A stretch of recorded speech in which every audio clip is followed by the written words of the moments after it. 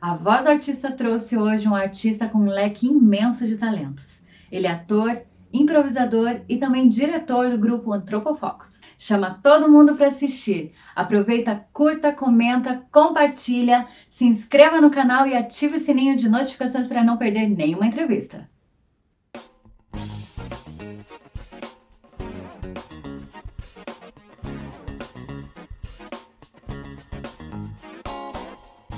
Recebam com muita alegria o nosso entrevistado de hoje, Andrei Mosqueto. Andrei, seja muito bem-vindo ao programa Voz do Artista. Olá, é um prazer estar aqui na Voz do Artista e espero que as minhas respostas sejam satisfatórias. Qual a sua formação artística e quais as influências que despertaram seu interesse pela arte e pelo humor? Olha, eu comecei muito cedo, eu comecei com apenas 8 anos de idade e me interessou muito poder mexer com as pessoas que assistiam teatro. Foi isso que me interessou mais do que tudo. Mais pra frente, eu comecei a ficar encantado com comediantes, então eu lembro de ficar muito encantado com as possibilidades do que o Robin Williams conseguia fazer.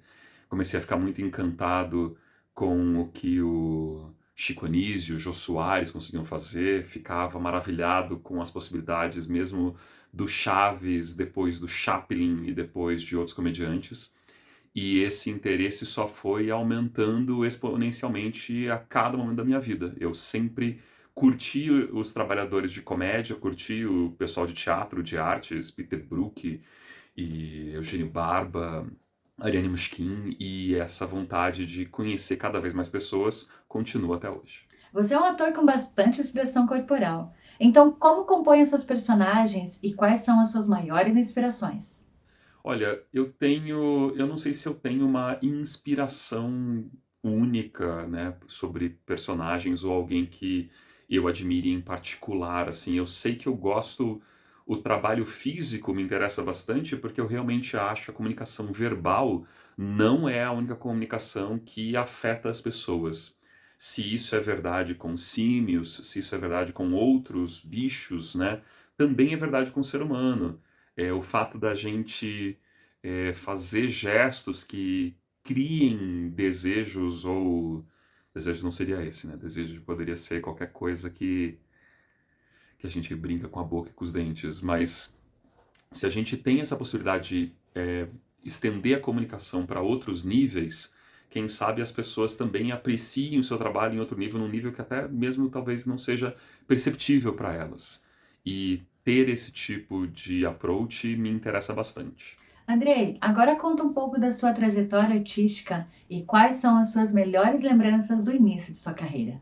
Eu não sei como é que eu posso contar, mas eu comecei a fazer teatro lá em Joinville e eu vou contar para vocês que a primeira vez que eu fiquei mais interessado de fazer, uma das primeiras vezes que eu fiquei interessado de fazer teatro, né, que eu falei assim, nossa, eu quero fazer isso por muito mais tempo, foi porque quando eu era muito, muito, muito novo, eu tinha 8 anos de idade, eu decidi que eu ia contar uma história sozinho, que eu ia fazer um monólogo, era uma cena, devia ter uns 5, 10 minutos, algo em torno, porque eu não tenho noção exata atualmente. E quando eu terminei de apresentar, que foi num evento que era para a escola inteira, eu lembro que eu gostei muito, eu não senti medo, eu fiquei, na verdade, eu fiquei curtindo fazer.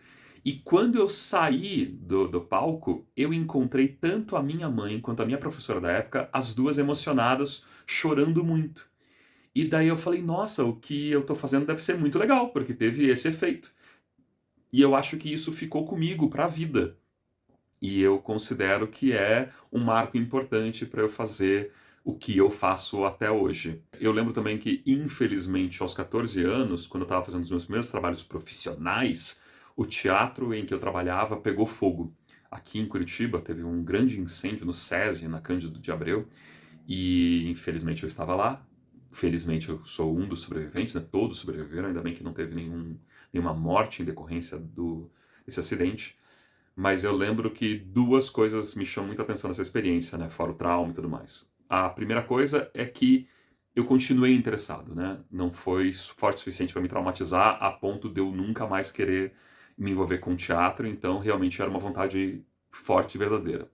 A segunda coisa é que a trupe, né, que estava envolvida no incêndio, eles tiveram que fazer uma peça toque de caixa, não puderam me chamar porque eu era muito novo, né, não ia tinha escola e tudo, né, não podia ser chamado. E daí o que aconteceu foi que eles me colocaram para entreter as crianças que chegavam de ônibus e que tinham que ficar esperando na frente do teatro antes de entrar. Então, muitas vezes eu ficava brincando com as crianças ou brincando com um ônibus inteiro de crianças para entreter elas. E eu considero que isso é parte, sim, da minha carreira de showman, que é parte do meu aprendizado de plateia, que é parte de compreender comunicação em larga escala. Eu considero essas duas memórias muito formativas. Na sua opinião, o que é comédia e como você define a arte do improviso? Bom, comédia é tudo aquilo em que eu atiço a inteligência e a percepção da outra pessoa para que ela concorde comigo com o ridículo da situação e que ela se surpreenda com o fato de que aquilo é observável. Então esse para mim é o ponto de comédia, né? Quando a gente brinca com as pessoas e fazem elas dar risada, elas se dão conta do ridículo da nossa situação humana e isso faz com que elas riam e extravasem. Isso é para mim comédia. A arte do improviso é algo que é feito em comunhão entre os artistas e a plateia, de forma a levar o incentivo ou a ideia geradora do público a uma forma, a um formato criativo. Você pega uma ideia de alguém da plateia e a partir dessa ideia coisas surgem e coisas que só vão acontecer ali. Essa é a minha definição de improvisação. Com mais de 2 décadas de existência, como surgiu o grupo Antropofocus e o que significa esse nome? O Antropofocus surgiu em outubro de 2000, né? Oficialmente a apresentação do Antropofocus foi 28 de outubro de 2000, na cidade de Castro. O meu amigo Célio Save inventou de fazer um festival na cidade natal dele, de Castro, e a gente resolveu montar cenas de comédia para serem apresentadas lá. E as cenas de comédia que a gente fez, que esse núcleo fez, foram melhor recebidas, talvez, do que das outras apresentações. E as pessoas acharam muito engraçado, se divertiram muito com a gente. E a discussão no final do festival foi: é óbvio que vocês vão continuar, né? E daí a gente continuou. E antropofocus é uma palavra, uma mistura de duas palavras, né? Antropo, de ser humano, e focus, que é de foco mesmo. Então, antropofocus é foco no ser humano. Afinal de contas, como eu falei antes, né? Sem o ser humano não existe esta comédia que a gente quer mostrar. Porque a gente está aqui para mostrar como nós somos ridículos. O grupo Antropofocus tem um repertório com diversas produções maravilhosas. Mas quais foram as mais marcantes até hoje? Olha, eu não posso falar qual foi a produção mais marcante do Antropofocus, porque é impossível. Eu estive envolvido em todas elas, né? Eu sou membro fundador. Atualmente eu sou o único integrante do Antropofocus que esteve do início zero até os dias de hoje. E cada uma delas foi extremamente importante para a existência do grupo, para a nossa continuidade, para tudo. Mas eu vou fazer o seguinte: eu vou falar das que ainda estão conosco, das produções que a gente ainda mantém em repertório.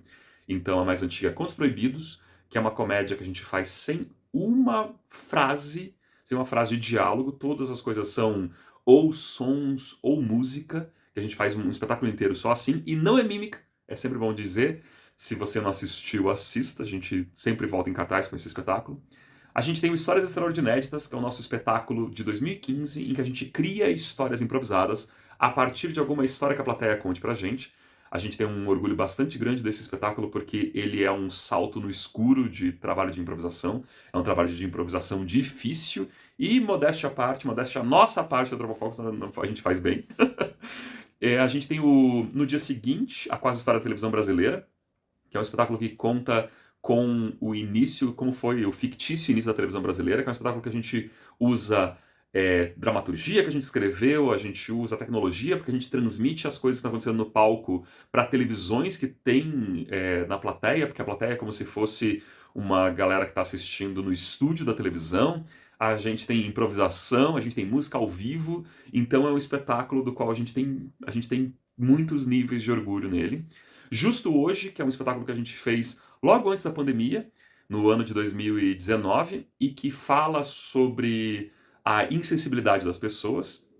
E o atual, o nosso caçulinha, que é o Pela Hora da Morte, que é um espetáculo que fala sobre as mazelas de se viver num país em que a gente dependa, muitas vezes, do serviço de um plano de saúde privado e os problemas que isso faz com que a gente aconteça. E claro que você só precisa ver esse espetáculo se você já teve algum problema com o seu plano de saúde. Eu sei que você não teve, né? Porque ninguém tem problema com plano de saúde. Planos de saúde são perfeitos, disse ele, ironicamente, olhando para a câmera.